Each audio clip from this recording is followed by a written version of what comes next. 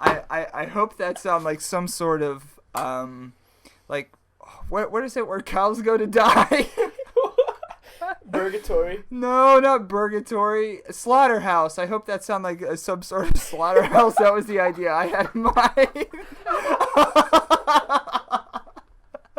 Slaughterhouse. So you made us do all this weird shit, and then you had some ulterior motive behind the whole It thing. seemed like in my head for the first 10 seconds, I thought it would be. I thought those. That was the whole thing. I thought the noises would sound like we were in a slaughterhouse, but I quickly realized. I wish we could quit right now just so we could hear that beginning, but we'll have to wait. Oh, this is going to be a great beginning. This is That Your Kid podcast, week 2 of 30 days of Halloween. We are taping live from the womb, aka Jake's house this week. I'm your host, Todd, and the other host of the show, Jake. We have so much cool stuff planned this week. We're going to get into some haunted towns, some weird subway deaths in New York City, along with musical guest Terror Pigeon. Thank you for hitting that download button.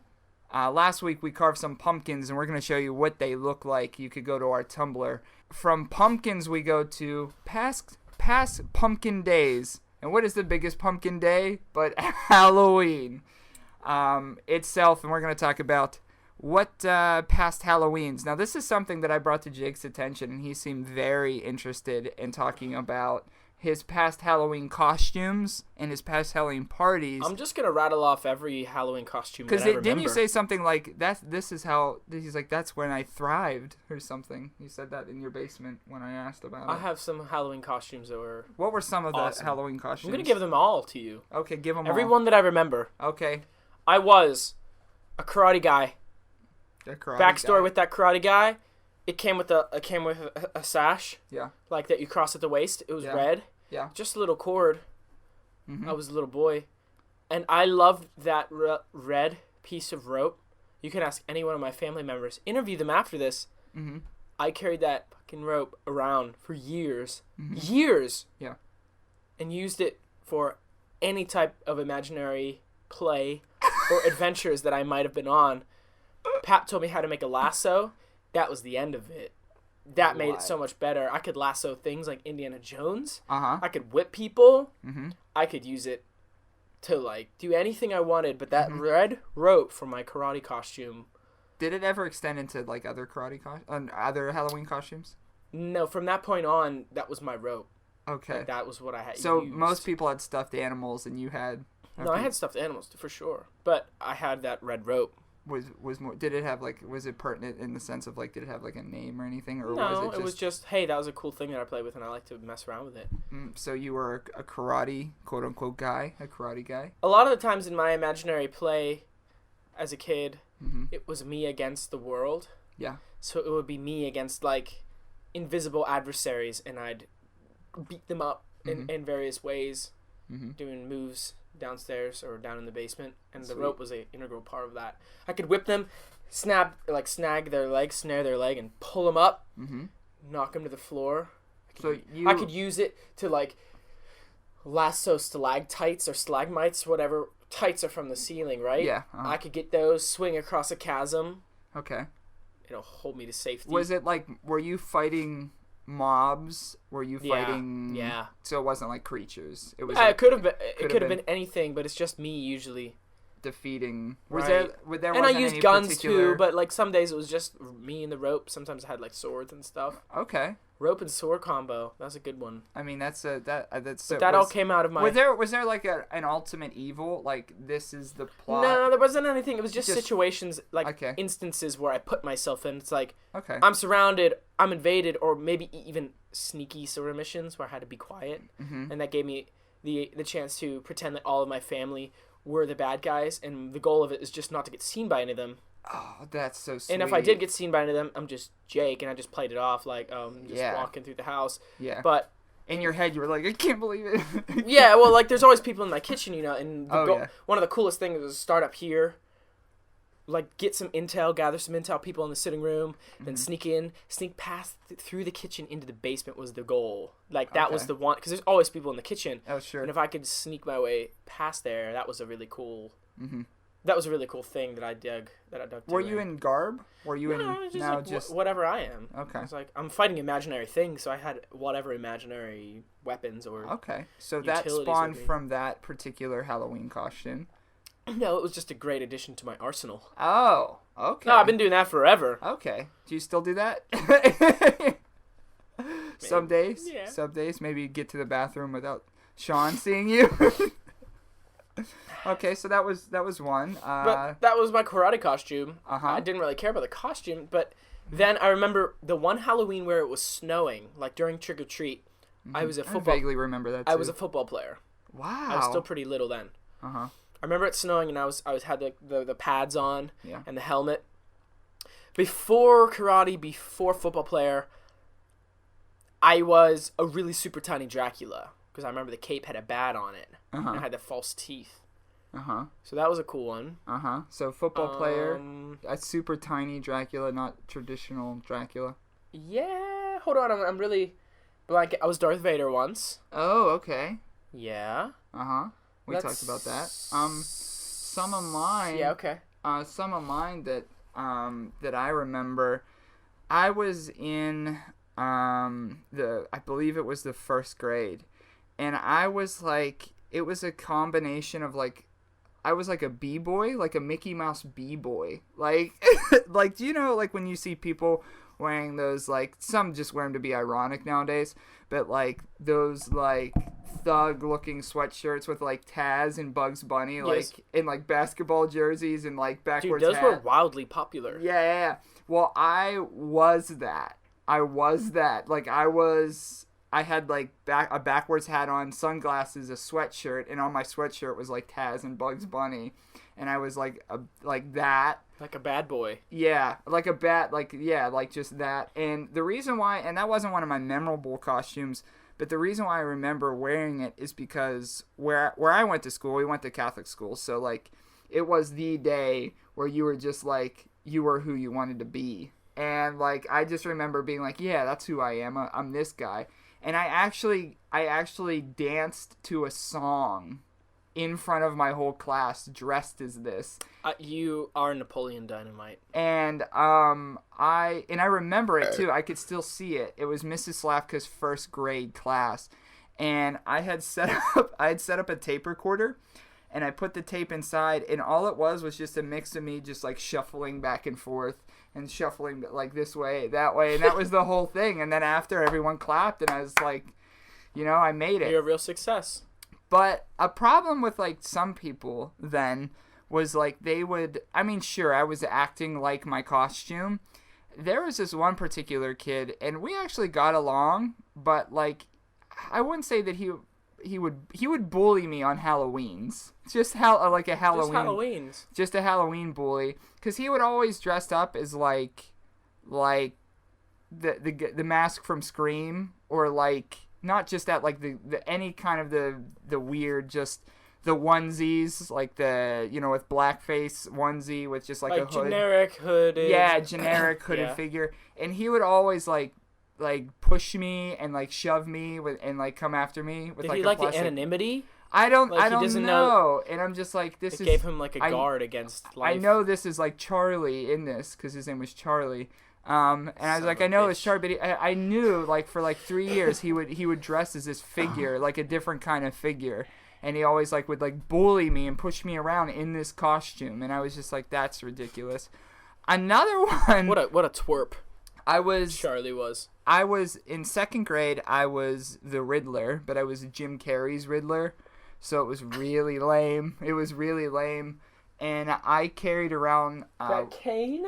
I carried around Ralph the Walrus as a pumpkin. Oh. Ralph the Walrus was my stuffed animal, and that's why I asked Jake if he had one.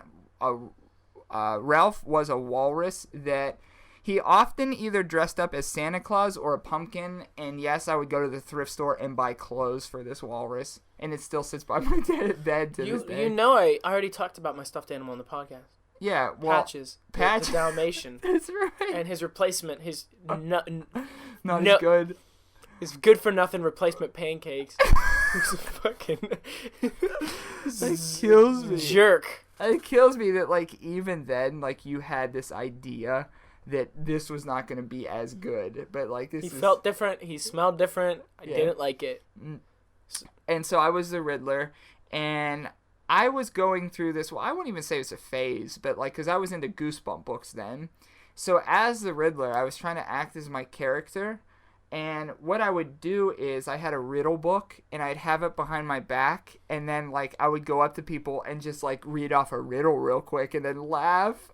And I was, like, in my own head, I was like, I'm doing this character right. And then came, what was his name? The skeleton from Goosebumps that was, like, it wasn't, like, in an episode. But, like, that he was like, the mascot. Like, the skeleton from... Curly the skeleton. We did Halloween parades, and I dressed up as Curly the skeleton. But in fear people wouldn't know who I was, I carried around Say Cheese and Die, the Goosebump books, and acted like I was reading it. So they knew what it was, because I had a big fear of people not knowing that costume. And I thought you meant you were scared that people wouldn't know that you're Todd. No. I was hoping you were scared that people wouldn't know the costume. That you were Curly. I was because I didn't want people to say, like, there's a skeleton. I wanted people to say that's Curly, the popular skeleton made popular by R.L. Stine's Goosebumps. Like, I wanted that in my whole as my intro. And so I had this Say Cheese and Die book, and I even remember because my sister said, like, this is a stupid idea. This is stupid. No one cares. It's stupid. So I went through the whole Halloween parade with this Say Cheese and Die book, acting like I was reading it and, like, just looking at my feet, but acting like... So I think I mean, those are some of the most memorable ones. At a younger age, I mean, the Fry costume we kind of talked about in episode 1. Well, let's stop. I have also used one of the fake... Not fake, but, like, the really generic, just, like, black cloak and skull mask. Okay. I've done one of those. Oh, I was also an alien. Oh, were you dehydrated at all? No. But I had the bug, like the typical gray alien. Gray. And I had the black gloves, but on the back of the gloves it looked like long alien hands, fingers. Ooh. It was pretty cool, and it only worked at night, obviously, but that was a pretty good one. It wasn't my favorite, but it was, like, passable. And then one right in my middle years, like middle school kind of years. Yeah. I was a butcher. Ooh, okay. And, like, I feel like my dad had this idea. Like, my mom and dad put this costume together. Get this going. This is a slaughterhouse. This is what... It sounds just like one, right? And I wore, like, all white and just, like, regular, like, clothes. And I had this chef hat. And this awful, awful mask. It was just, like, this gnarly looking guy. And I think he had, like, a cigar. And it just looked like a really creepy... Did it look like the weathered chef, sailor like, from the Muppets television show? No, but it was when that chef was popular. Oh, okay. What was his name? Emerald Lagasse? Yeah, it was that, yeah. and like people kept saying it's Emerald Lagasse's psycho twin brother, so I went with that. That's a good one. But I had, like, blood all over my apron. I had, like, a chef apron on, like a butcher/chef, and I had we had this really cool, like, big fat butcher knife that I carried around, and we put blood on that too. That's obviously cool. Real blood. Yeah, right. Yeah. You have to. Now, did you go? And here's the thing with Halloween costumes too, because I will admit I didn't. A lot of the years I would go to whatever Kmart, Walmart, Ames at the time because my mom never worked went to a at mall. Ames. Never went to any of those. Like I would go there not really knowing what I wanted to be, and then I just found a costume. I'm like, this is it. Like, did you go into these stores without an idea? Thinking like I want to be a butcher or like I want to be whatever? Well, maybe next week. I got a great idea for next week. Okay. Here in the womb, we're gonna go farther into the womb, and we're gonna go into my attic, and we're gonna get out all of the Halloween costumes and decorations that I own. There's no way you still have all that. I kept every single... Why would you throw away a Halloween costume? I don't know. I didn't have every single one, but I have a lot. So you're talking about Is That Your Attic? Your version of Is That Your Attic? We might kill ourselves because there's exposed nails everywhere, so I won't suggest that. And your head will go through there. Oh, yeah. So you have like one of those unfinished... I've never been in the womb's attic.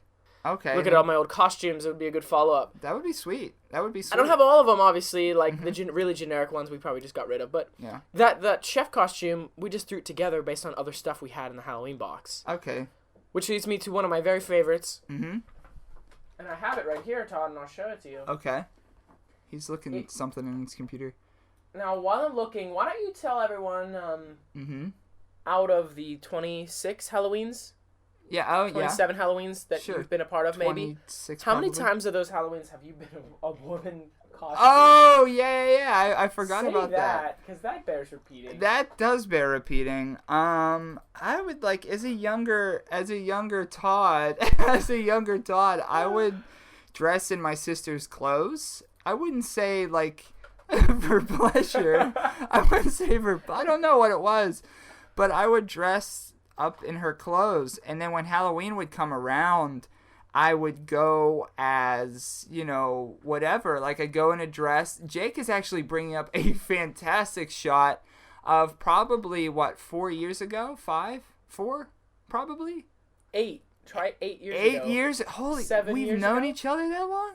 I was a sophomore. Was I barely your friend in that picture? We were like all juniors. Okay, and I was a senior. What I'm looking at to further describe this is Ryan, who's been on a couple episodes, Mike the Destroyer, who's been on a couple episodes, Jake and myself standing in front of Ryan's house, and for whatever reason, I don't know why Ryan didn't gimmick up his hair. He had real weird hair during that stint. But Ryan is Elvis, Jake as a gorilla. Disco gorilla. Disco gorilla. Mike the Destroyer as a professional wrestler, which much respect there. And I was a woman this year. These are shorts. I still own them. Yeah? He didn't know what to be, so I said, use your luchador mask. I have elbow pads and arm pads for you. And shorts. And he's like, I don't have any basketball shorts. I'm like, I'll bring some. Maybe we'll use that as our cover art this week. Save that picture. We'll make that the cover art. So Ryan as Elvis, Mike the Destroyer as a wrestler, Jake as a disco gorilla, and I was a girl that year. Last year I think I was a girl as well. No, you know what? Last year I didn't. I don't think last year did I dress as that. It was a real bad time. I don't think I did dress last year. No, when we went to that bonfire though. Dacey's bonfire. 3 years ago. 2 or 3 years ago, we went to Dacey's bonfire. I was also a woman then. So yeah, I've always kind of been comfortable doing that. Maybe that's Why not? a better picture. What? We'll use that for one of them too. Okay. Sorry, let's move on. Yeah. So do you have any idea what you're being for Halloween this year? I am thinking about being a dead marching band kid. Okay. I have an old 1950s marching band uniform. Did I spoil it? That I'm going to take from from the school I work at. Okay. I'm going to temporarily borrow it. Okay. Temporarily? Are you going to temporarily stain it with blood or? I don't think I'm going to get with blood. I might just wear it. Okay. But definitely I'm going to wear it for that. The Seams Halloween Bash. Oh, yeah, talk about that. 11/01, which is November 1st, the day after Halloween. Halloween's on a Friday. Ooh. And actually, the better day for most adults is Saturday. So yes. The Seams is throwing a Halloween Bash at the Rose Bar and Grill right on Lincoln Way in White Oak. Yep. Right here, November 1st. And we do have something planned for that. Dress up. Bring your friends, bring your mom, bring your nieces. It's an all-age show. The Seams at the Rose, White Oak, Pennsylvania, from 8 to 11. Jake will be there. I will be there. You could drink as much Tito's vodka as you want. There is an open bar. And I'll just say this without giving too many spoilers. Is That Your Kid podcast will have a hand in the festivities that evening. This year, I believe I'm going to be Shaggy from Scooby-Doo. We talked about that. That's a good one. I've been growing out my hair for a bit. Did you settle on that one? I'm gonna settle on that one, and I need a brown pair of pants and a green shirt. You have to wear a pair of contacts that night. Yeah, I have to dig up some of my old ass contacts and throw them in that are like 2 years old. What's your well, yours is a little. Oh, real bad. I could give you a pair that won't be perfect, but it'll be better than what you got, and they're new. Well, what we could do is we could put those. I could put those contacts in, and then put mine in and see which is better. So, just put them in right on top of one another. Yeah, and just see what. But yeah, I'm gonna be Shaggy from Scooby-Doo, I believe. Now, next up, as everybody has been clamoring for, My next Halloween costume. That's right. I would like to present my favorite Halloween costume I've ever been. Mm-hmm. A mariachi musician. Oh, yes. With the poncho and everything. It's going to be our cover art hopefully next week. Yeah. I have a great picture of you actually in that costume and somebody offering you a beer and you're not paying attention. Yeah. And it's great because you just see a hand with a beer and you just going... I'm not paying attention. Yeah. Well, I can't grow a real mustache, so I've been using fake mustache every time I'm in this costume. Yeah. Using like that pencil-y eyeliner stuff. You've kind of been this costume for a bit, right? It's my favorite one because it's functional. Because I can play the trumpet, and guess what? I could play Mexican sound and stuff. That's why it's my favorite, because it's function. Didn't you 1 year go with like you and your buddies from school, like went as a full? That's right, Rob Zanny, band? episode 19 at Pizza Hut. Oh, he was a mariachi with me. That seems fun. But anyway, that's probably my favorite. My next one was also of Spanish descent, perhaps, and it was in. Right around the time where those Colombian miners were stuck down there. Oh, yeah. And I was actually a miner. I used that flannel sitting right there. Whoa. I rubbed some dirt all over it. Wow, okay, We had hard hats. So at the time, it was a little edgier. Was it Colombia? There's a Peru. Where was it, man? Both, probably. Miners get stuck Peruvian? all the time. Peruvian? Peruvian miners? That doesn't sound right. No, that's a word. Well, no, but like I don't think they were from Peru. Let's see. What else I've been... Just a pretty good-looking cowboy. My brother Shondor has a really badass real leather holster that I wore last year. Was there any Zerme cowboys? Like... Yeah, me, last year. No, I'm saying real-life Zerme cowboys, if he had... Nope, we immigrated here. What is your Hungarian thing? Hungarian. My mom's side's Swedish and English and German. I'm part Hungarian as well. Interesting. We have to talk about that a little bit later. When the mics go dark, we'll talk about our Hungarian past. When we stop rolling tape, we'll talk about our Hungarian past. Our ancestry. Okay. Speaking about ancestry, one of the oldest towns in America, Savannah, Georgia. Savannah, Georgia, haunted town. Here we go.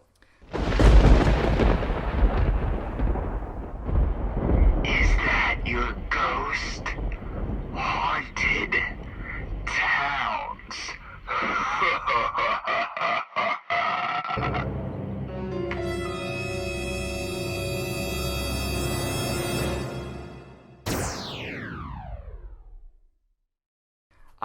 Now Savannah, Georgia is one of the oldest towns in Georgia. I think it is actually the oldest town in Georgia. It was established in 1773. The city of Savannah became the British colonial capital of the province of Georgia. Did you hear that, everybody? And later, the first state capital of Georgia. So at some point, Savannah was the state capital.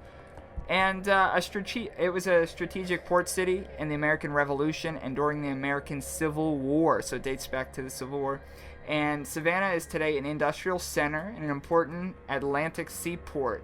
And I didn't know this either. Georgia's 5th largest city and 3rd largest metropolitan city. For some reason, I thought that it was much larger than that. I didn't think it was like on a scale of 1 to how big your city is. I didn't think preach, it was 5. brother. I didn't think it was 5. Preach. Tell us how small it is. Well, Savannah is so small that in downtown Savannah in 2006, I'm looking at the picture of it on Wikipedia. Preach. It all fits in one frame. Tell it like it is. But the reason why we're taking a look at Savannah, Georgia this week is really because I thought it was built on Indian burial grounds. Yeah, let's get rid of the elephant in the room here. Jake thought this town was built on Indian burial grounds. And so you know what? Looked it up? It's not. It's not built on Indian burial grounds. But a lot of crazy things happen. It's actually the most haunted city, in quotes, in Georgia. That's what the people in Georgia come when they think haunts. They think Savannah, and there is multiple ghost tours in Savannah for a lot of different reasons, and the biggest reason being is that back in the 1700s, 1735 to be exact, they actually had a place in Georgia where everybody would, I mean, a lot of towns at the time did have this, where you would gather around and watch people being hanged. And there goes the story of Alice Riley. Now, Alice Riley was hanged January 19th, 1735, and she was the first woman hanged in Georgia. And her story is pretty interesting. She was actually an indentured servant who arrived in America in December of 1733. And she was sent to work for this gentleman, or I wouldn't even say a gentleman. She was sent to work with William Wise. And William Wise, he wasn't too wise. He sounds shifty. He's a shifty cat. He was a horrible man to work for. And he used to do a lot of different weird things to his workers. Some of the weirdest things, though, he actually, every day, he would take 2 of his servant workers and have them bathe and groom him. So Mr. Wise would come in and be like, okay, who's going to give me a bath and cut my hair? Who would like to draw my bath today? Yes. And in March of 1734, Richard, who was Alice's wife, Richard and Alice, they freaked out, and they finally got to their boiling point. And while they were grooming Mr. Wise, they held his head in a bucket of water until he drowned. After that, they fled the house, but were eventually caught hiding. So both of them were sentenced to death. What's the motive here? They just didn't like him? Well, he was a terrible man to work for. He would tell them to bathe him and groom him all the time. Yeah. And so they just got fed up. I guess. And so it they seems drowned really him. selfish on their part. Well, it's selfish on his part. I mean, Scrooge was a bad guy, but what's his name that worked for him? Yeah. He ended up helping him in the end. Right. So you think if they continued to bathe and groom him, you think it would have changed his turned ways? around right around Christmas. So so December. I think they acted a little rashly. You think they should have waited till Christmas? Is what you're saying? At least Christmas or the New Year. I think they were a little harsh. Okay, so you are one of those wise sympathizers. I am. Very small percentage of Savannahans. Yeah. Agree. So, but Richard and Alice, they were both sentenced to death for Mr. Wise's murder. And they hanged Richard first, but when it came time to hang Alice, they found out she was pregnant. Boop.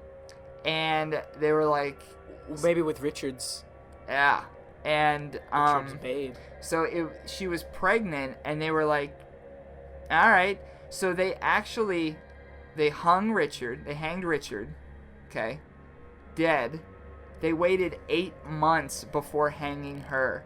They waited 8 months. She gave birth, and she was hanged January 19th, 1735. So this goes against all what you thought about Mr. Wise on Christmas, because in January she waited till Christmas and nothing happened, and they hung her. Her body was left hanging on the gallows for 3 days just to make a point. What did they let her have her baby first? No. Ew. So they let the baby get bigger? Yeah. That's even worse. What do you mean bigger? She gave birth. Oh, right. And then they're like, all right. That's why I said they waited till she delivered the baby. Yeah, she delivered the baby. That's nice. She maintained her innocence until her death. Well, they didn't want. She said she was innocent. Yeah. Well, she said she was innocent, that she never drowned him. Unfortunately, her baby died only 45 days later. So basically, they kept her alive while she was pregnant. She had the baby, and after she had the baby, they hung her, left her in the town for 3 days to make a point, and then her baby died 45 days later. Allegedly died. Yeah, allegedly. I think taking care of that murderer's baby, I wonder. I don't know. And so along these ghost tours in Savannah, they often come to Wright Square. This is called Wright Square, where they hung her, both of her and her husband. People still say that when they go to this square, they come across this disheveled woman and asking her where her baby is. and many believe that is Alice Riley. And coming in contact with a ghost, Jenny Wade, do you have any words of advice to ghost Alice Riley? Because, I mean, you had a lot of words of wisdom to Jenny. Jenny had a lot of words of wisdom for me. Coming across someone, if they might have talked to Miss Riley, they might not have even known she was a ghost until later, like I did. Yeah. Well, that was the thing, because they come across this woman. She's saying, like, "Where are my baby?" And they're like, "I have no idea what you're talking about." And then they hear about this story, and they're like, "I think I may have talked to a ghost." So, Savannah, Georgia, based on that, they do some ghost tours. It's also the Searle Weed House is a place that often is looked at as a haunted environment. And Preach, tell me about it. HGTV's If Walls Could Talk actually went there to take a ghost adventure tour. And the Searle Weed House has a reputation of being one of the most haunted buildings in Savannah. People claim to see figures in the windows and hear disembodied voices inside the house. The connecting carriage house behind the main house was said to have housed a female African-American slave who was murdered by a member of the family. Not good.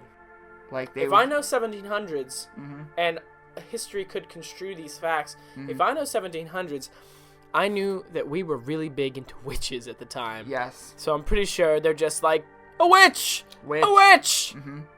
Hang her up! For 3 days. But just to make sure, because witches can, come back. But Alice Riley was the first woman hung. Oh, woman. Okay. Well, yeah. In 1994, actually, Forrest Gump had a lighter take, and the opening scene from Forrest Gump was actually taped at the Searle Weed House. But based on the evidence, what we know of Savannah, Georgia, based on our ghost scale that we traditionally go to, how would you rate Savannah, Georgia? 1 out of 5 ghosts. I'll go to you first. 0 out of 5 ghosts. Not haunted at all? No, I was just saying the scale is not 1 to 5. I would think the scale... Oh, you could go 0. Okay, right. You're going 0? No, whatever. I still haven't said that. Okay. Based on the fact that it's a really very old town, many of the original buildings still stand today, based on the preservation acts that have been put upon it, just basically because of history and stuff. Based that it's known because of, we learned, Sherman's march to the sea as he pillaged and burned and salted the earth all the way across Confederate lines. Yes. But he didn't burn Savannah. That part was a little disappointing for me. No burning of Savannah. But there are a lot of isolated incidents in Savannah. I'm going to say 2 out of 5 ghosts. 2? Okay. I'm going to say... Jeez. I'm going to say 3. I'm going to go 3 here just because if the ghosts still remain, which many say they do, they're obviously deeply affected and deeply tortured. And what we've learned about ghosts with this podcast is the fact that sometimes ghosts could be just spirits that aren't able to pass on or wherever they want to go. And these spirits still stay in the town. So I'm going to go 3 out of 5. 50% it's haunted. Halfway haunted. Savannah, Georgia. So that was our haunted town. Speaking about haunts, I'm haunted by something that happened yesterday. Okay. If you've been listening to this podcast, you know... You just made me think of something, but go on. You know that some things I can't let go. One of them was much worse last night. If you would have seen me last night, Todd. Yesterday, I got sunburn on my face. You can see it. I do a little bit. You do seem a little dark. Not dark, just pink. How did you get sunburn in October? Because I stood outside for 6 hours looking at the sun. Well, just staring at it? Staring directly at it? Direct sunlight for 6 hours. Okay. What were you doing? There was not a cloud in the sky. It doesn't have to be hot to get sunburn. Well, I guess we proved that. It's about probably 30% windburn, 70%. Was it with like your students or? Right, marching band. We were out there on practice. What came to mind when you were talking about that is the listeners who's listened early on in the podcast, you will know that I was like, I had a weird period there that I was just getting like, I felt like people were talking to me in my house. My house has been said to be haunted, and like weird stuff was happening at night and all kinds of stuff. I had a weird dream this past week that I was in my own bed. I may have texted you this. I don't know if I did. Mm-hmm. But I was in my bed in the dream, and I was under all my blankets. So it felt a lot like real life because when you were sleeping in your own bed in your own blankets. Right. And in this dream, I felt the covers being pulled off of me very slowly, like to the one corner of my bed, and very slowly.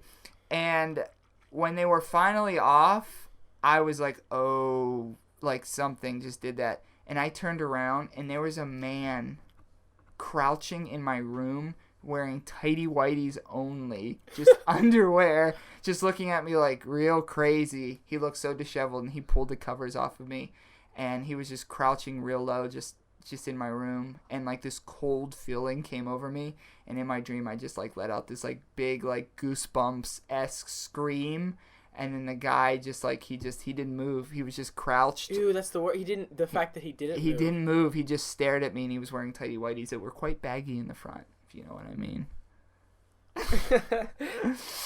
That's interesting you said that you screamed. Yeah. Because in my dreams, my screams and in times of peril, everything that happens to me gets stuck in my throat, and I can't say anything. So like a sleep paralysis? I give myself in my dreams paralysis when something terrible happens, and I try to scream and nothing comes out. I've never made a scream sound in a dream. I consistently can't make noise in times of like peril. Do you ever wake up and you can't? It's like you're kind of stuck. You're kind of frozen, like where you can't move your arms or legs. Well, yeah, if I sleep on them. Well, yeah, but beyond that, like no. You just wake up and you can't. Because I've woken up from nightmares before, and I'm sure people, the kids in the ITYK universe, this is the thing that happens.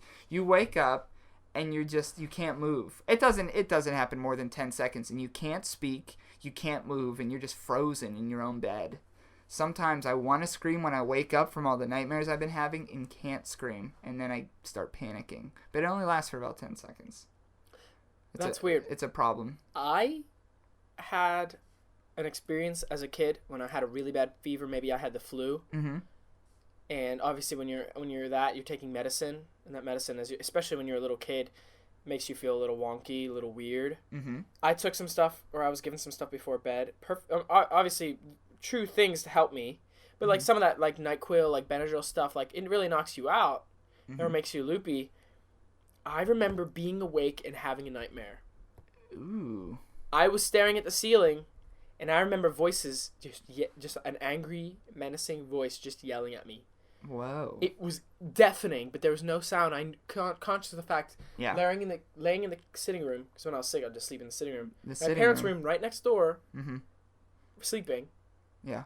I just remember laying there, getting yelled at. Ooh. So loud. Is it the couch that Pap sleeps on sometimes? No. That's the living room right there. But I'm talking down the hallway. Down the hallway. Where my parents' room's at. I was laying there on the couch, just staring up the ceiling towards the window, just getting yelled at. And I know for a fact I was not asleep. 2 weeks ago, I went to Clarion, up north, northern Pennsylvania, pretty close to Erie. Okay. I went to Clarion University, and I was actually passing through.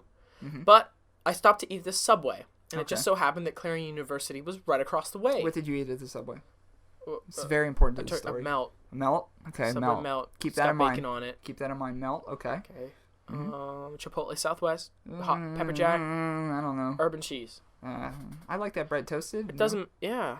Okay, well, hey, go on. I just want to know. I just want to make sure my friends are eating healthy. Todd doesn't like anything toasted. No. Like a big weirdo. Nope. Let's go on. The Subway worker was a Clarion student. Mm-hmm. She proceeded to tell me that, I don't know how we got into it, but she said that's the chapel and that's haunted. I said, really? Mm-hmm. Go on. Yes. And I was like the only one in there, I was last in line, and there wasn't really much else to talk about. She said that there's a guy named William, And I've now 2 weeks later, I meant to talk about it last week and I forget the details. Mm-hmm. But for one reason or another, whether he worked there, whether he was a student, this guy was under a lot of stress. Mm-hmm. And people saw him around campus moping, and Ew. back then it was unusual to kind of see those sort of things because it's a small campus. It's not Yeah. a big school. Moping around campus, being in a weird place at weird parts of the night. Mm-hmm. But obviously very much just a weird guy towards the end. Mm-hmm. Hint, because there is an Mm-hmm. end. He hanged himself. Ooh. But here's the kicker, Todd. Mm-hmm. Towards the chapel area, I guess there's like a little stage. Mm-hmm. As he was hanging himself, this is where it gets Yeah. heavy. Yeah. As he was hanging, he cut his own throat. Ooh. Just to make sure it like went faster, or what's the deal? So he obviously had a knife, whatever, as he was hanging himself, and just as he was hanging by his neck, Yeah. cut his throat. And then they say that you could still see the stains, no matter how many times they paint it. You could still see the stains of Ooh. blood. Mm. That's weird. You think of either Yeah. get your own throat or hang. You don't think both. No. But that's such a weird You combo don't that really I couldn't think get not. your own throat. Huh? I never thought of getting my own throat. And That's I've awful. Thought about suicide before. That's an awful Not thing. in a serious sense, but I'm just saying, like, that's not the way I do it. To get my own throat, Weird, right? uh, Awful. Awful. So that's William. That's Clarion. If you're from Clarion, yeah. am I getting the story wrong? Email us. Is Yeah. that yourkid@yahoo.com? Yeah, let us know, because Tell me how wrong I am. because the JFK, what I was talking about JFK last, none of what I said was wrong. Not even 1%. Not even 1% God. of what I was talking You about. did a really was good wrong. job. I came across this article, and I was reading this morning, that I guess I read it, and I was just like, it just put chills up and down my spine, and it takes a little bit to get going. Were you outside? No. Oh. I was on my computer. Nice and warm, so no reason for the chills. No, I didn't know where you were going with that, but there was absolutely no reason for the chills besides what I'm about to tell you. Okay. But there's been a lot of mysterious deaths in the subway in New York, and my friends from New York have told me about a couple of they've heard, or not that they've been a part of per se, but like they're like, well, that that train's down because this is what happened there. And so I was looking into that, and I came across a story, and this kind of picks up halfway into it, but it's about a fella. He knows somebody that was a paramedic in the subway situation up there. All right. And so, as it goes, he says, so my friend said a couple of years ago that the ambulance crews started getting calls about once every week about people found dead on the subway. The deaths always happened between a few particular stations, and always happened late at night when the cars were almost deserted. In fact, the victims were always found alone in the subway cars, sitting or lying on the benches, and there were never any witnesses. It's Predator. Concrete jungle. Another detail is that all the victims were males, and they died of heart attacks, sometimes even when they were unusually young. After the calls had been coming in steady for a couple of months, the story started to get minor attention. The police checked footage from the cameras in the stations, but never saw anyone get on or off the subways. And there was no explanation. There was nobody going in, nobody coming out.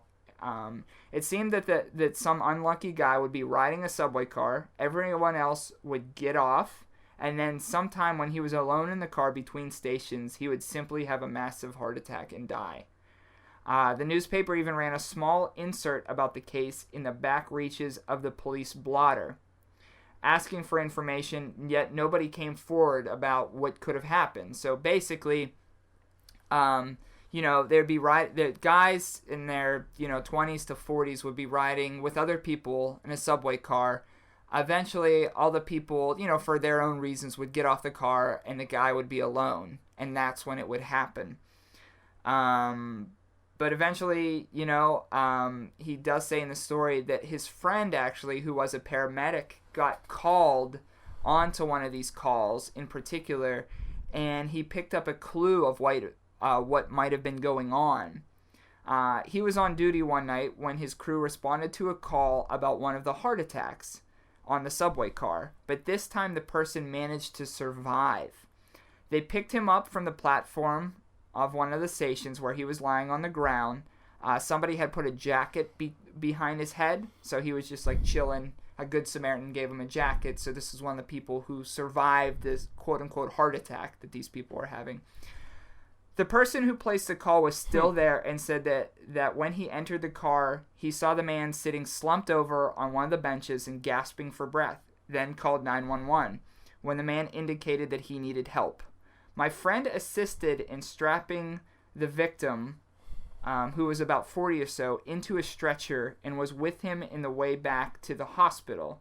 So he sat with him in the hospital, sat with him in the ambulance on the way to the hospital. And he said the man was well enough to talk, and my friend listened to him while he did whatever medical things he does. As soon as he realized that something abnormal was going on the subway, and this is where business picks up. The man said he was on his way home from an exhausting shift at work. This is the guy who was in the ambulance. The victim. Okay. He's saying this is what the victim was now telling this guy's friend this. I got you.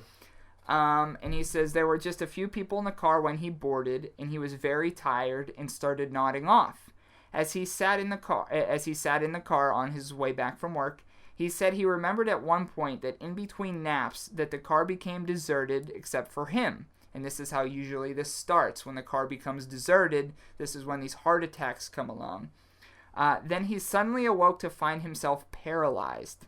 He could see in front of him what was going on, but couldn't move anything. He couldn't even blink. He tried to yell, to moan, to do something, but the only result of it was silence. He couldn't do anything.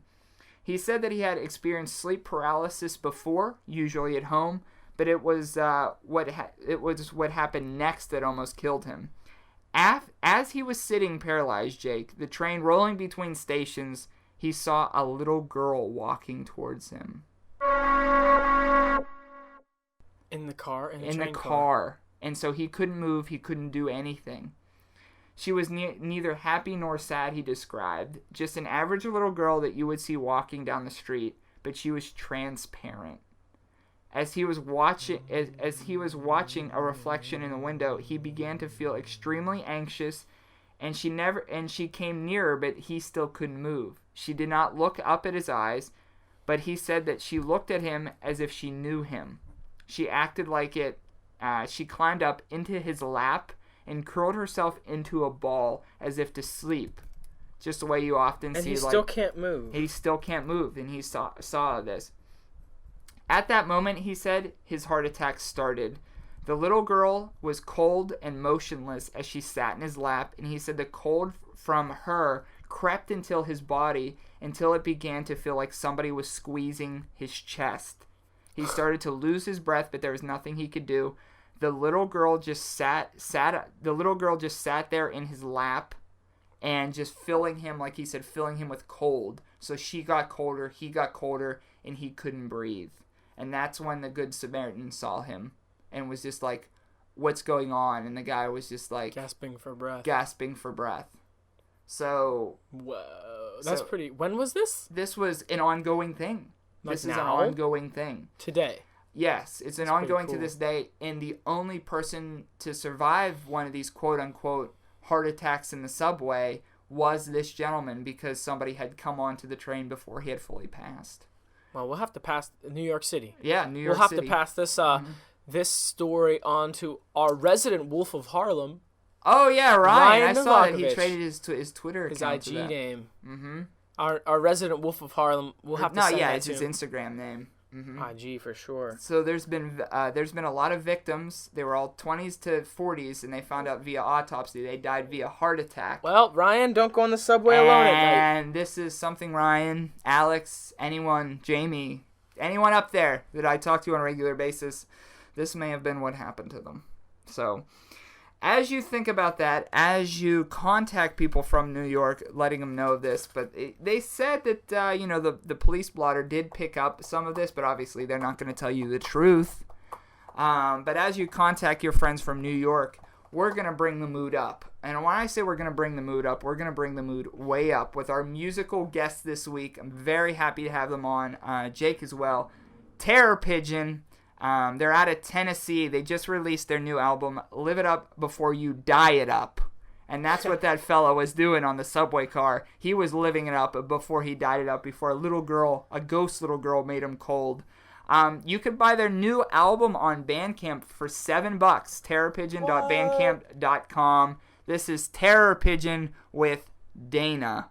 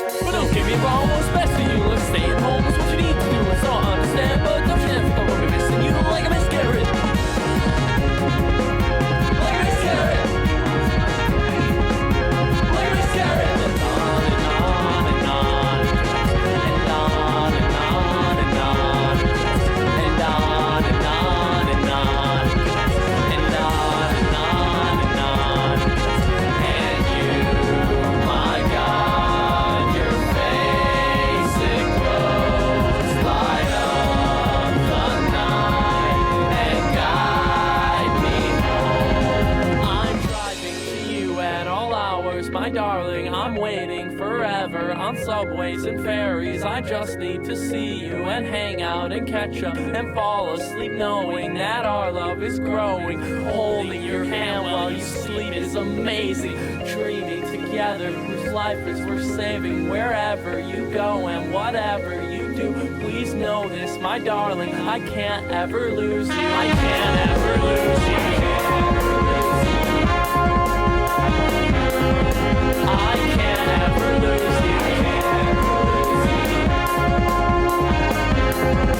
I can't ever lose you. No, I can't ever lose you. I can't ever lose you. So the mood is up in the room. It's up. I feel as high as a pigeon can fly. As high as a pigeon could fly. That was Terror Pigeon again. terrorpigeon.bandcamp.com. terrorpigeon.us. And so they're promoting to Live It Up Before You Die It Up. And I dedicate that song to all the New York subway heart attack people. That's what I dedicate that one to. Heart attack people. Heart attack people. So it's been a great episode filled with a lot of spooks. A lot of spooks this week. That was pretty crazy. And we've got a lot planned coming up too. And here's something that I thought of just before we went on the air today. Through volume one, we did a best of volume 1. The best of volume 2, I've got a great idea for it, and I want to this behind the scenes stuff we usually save for Facebook and text messaging, but I want to put this out there to see what you think about it. Downtown, okay, there's this place that gives away free empty CD iPhones. Let's buy iPhones and load the podcast. No. They have like empty CD cases. And I thought it would have been an awesome idea of taking maybe 20 to 40 of these CD cases, buying blank CDs and putting the best of Volume 2 on these blank CDs and then just putting them random places in the city and seeing how many people actually listen to them. So it'll be like a secret podcast. The best of Volume 2, you have to find it. You have to find it in the city of Pittsburgh. And I want to put like 40 of these, just myself, everywhere. And okay. all it says on it, like it's just a random CD case inside the CD, and it just says on it, "Is that your kid? Best of. Play me." And that's it. What do you think? I'll buy the CDs. Sweet. It'll never get released on the internet. No, it'll never get released on the internet unless someone uploads it. Unless somebody uploads it, you have to find it. And maybe even we could put in there directions like upload this on YouTube, or like upload this to here, upload this. And we could say like contact us at Is That Your Kid. That's what we'll do, bro. We'll say contact us Is That Your Kid at yahoo.com if you get the CD. So we won't have a best of Volume 2 that's released on the internet. We will have a best of Volume 2 that you have to find, and then we're going to come straight into Volume 3. No best of. Howling on to Volume 3. Howling on to Volume 3. You dig that? I like it. Okay. All right, man. Well, as we usually do, we send this podcast out to Jake, and I'm sure Jake has a lot of information about what's coming up next week. I'll let him tell you about it, and then send this baby out. Next week, we are going to an yet undisclosed haunted location. If you're lucky, maybe 2. Next week, Todd and I will be live mobile podcasting from the site of a haunt. We will be doing that. Next week, you're going to get another spell. Ooh, I didn't know even this. You're going to get another spell. I didn't even know about this, brother. Perfect for Halloween. Next week, you will get a spooky, haunted Father of the Week. Ooh. I had it ready for this week, but we'll save it. Hype up the. Get those downloads coming. They're subscribing right now because they want to hear about next week. Twitter, Podomatic, isthatyourkid at yahoo.com. Find us anywhere you please. If you Google Is That Your Kid, you'll find us. So just this week, let it be a mystery. Find us on the internet. You can even go to isthatyourkid.com. Yep, we're sick like that. That's ours. You can find us there. But on the way out, Todd, I want to tell you that I'm haunted. I've been haunted by things in the past couple of days. Yeah. But it's not by what you think. Ooh. I am haunted by the ghost of the 2 orders of Chinese I ate 3 days ago. Still, to this day. My digestion is not working it out. Oh, I would love for you to throw those up for me to eat them, brother. I love ate you them all. That's I love the problem. you so much. I love you so much that if you threw up that Chinese food, I would make it a delicacy. Oh, it's not the stomach. It's once it gets past my stomach. It's all the other past the poops and the shits. Well, yep. Yep. I am haunted by my delicious Chinese food that I ate too much of.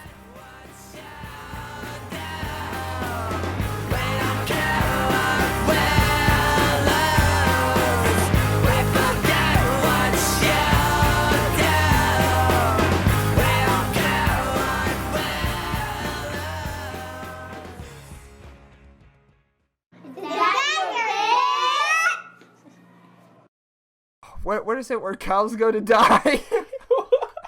Purgatory. No, not purgatory. Slaughterhouse. I hope that sounded like some sort of slaughterhouse. That was the idea I had in mind.